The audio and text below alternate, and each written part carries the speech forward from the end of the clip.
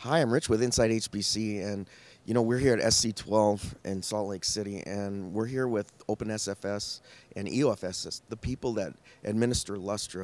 And I thought, let's get together for a couple of beers and find out what's going on. But first, let's talk about the individual organizations, and we'll start with you, Norm Morse, the CEO of OpenSFS. Norm, who is OpenSFS, and who do you help? So OpenSFS is really kind of a formalization of the user community around Lustre. So we were invented when this sequence of events occurred that everyone's familiar with regarding where the future of Lustre was somewhat in doubt. So OpenSFS was actually created by users who depend on Lustre for the future success of their computing centers. So we're a nonprofit organization, sort of a formalization of the user community, and it's our job to gather, particularly in the case of OpenSFS, we gather dues from the user community. We have a war chest of funds that we can use to fund development of Lustre for the community itself. So we are the Lustre user community. Okay, well that's good. So for those who might not know, Lustre is the open source file system that's used by the most powerful supercomputers in the world. And Hugo here, Hugo Falter, is in charge of the EOFS, or you're the representative, I should say. So tell us about EOFS and what's your mission, Hugo? Well, actually, EOFS started the same time OpenSFS started. We thought in Europe it was a must after what we heard in Aptus that there might be a problem for Lustre's future. We thought we have to come together. Those companies who develop Lustre and those who are using Lustre. So we joined together on a platform which we called European Open File Systems Cooperative. Actually, it's a European legal framework. It is a cooperative. And we founded that in 2009 to give Lustre a future, a platform where developers as well as users join together and make sure that there is life for Lustre. That was the spirit when we started. Okay. Well, thanks, Hugo. All right, so everyone wants to know what's going on. We had a big development this year, right? OneCloud, the company that was administering a lot of the code for Lustre and bringing it up to speed and doing the roadmap and everything, got acquired by Intel. So Norm, I want to ask you, what's gone on since? Because I haven't heard a lot. So from your perspective, is Lustre alive and well? Yeah, Lustre is very much alive and well. And in fact, from OpenSFS point of view, there has been almost no change. We've got the same people who were running OneCloud, now in charge of that division within Intel. All of the people who were OneCloud employees were picked up by Intel. And it's my understanding that Intel wants to run this new division, high-performance computing division, I think they call it. They want to run it as a profit center. So I think they are expecting Bruce Garda and all of his crew to still get contracts with OpenSFS, EOFS, and just continue the way that they always have. So, okay, in a way it's better because now you got a big company behind the Lustre system. We're honored, that they thought it was important enough that they bought OneCloud. But as far as the daily operations, no change as far as we can tell. We still got the contracts that we had with OneCloud. Now they're Intel contracts. So, we're paying for support of the Lustre, or half the support of the Lustre tree. We're paying for development. Same guys we're working with, just a great arrangement. So almost no change as far as I can tell so far. Okay, well, I wanted to ask you, Hugo, is that your perspective as well? Business as usual, except maybe with a little bit more stability added from that corporate element? What do you think? Well, Rich, let me go back a little bit to the history of our two platforms, because that might give me the right answer to your question, how we think about that OneCloud acquisition by Intel today. Yeah. We had Aptus. Then we had to take care for Lustre's future, which was done by building up OpenSFS for the United States and EOFS for Europe. Then we, as the two platforms taking care for Lustre's future, we joined together. As you see it here, We are doing the supercomputing here together. We do the ISC in Germany together. We have the Lustre administrator and developer group we do together. We have log together. So we joined that forces, and we knew that there is OneCloud, which got all those highly skilled developers and working day by day for Lustre's future. Now, when we heard that Intel is buying OneCloud, of course, the first idea is, what will that look like? Will this take away a kind of community spirit, for instance, which we developed in the last 3-4 years? But it showed that it worked out to be a very positive aspect. We have OneCloud inside Intel as a kind of independent group. It's the same developers, actually. Exactly. It's the same people running it.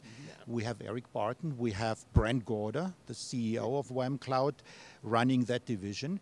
And they take care that, what Norm said, it's actually not too much change going on, but we know now, after all those years of instability and new owners for Lustre, etc., that Intel committed itself for the open source spirit of Lustre. They take care that there is a future, and together with OpenSFS and together with EOFS and having Intel driving it, I think that is a bright future for Lustre. So we are quite happy about that. Yeah, I've got a comment on that as well.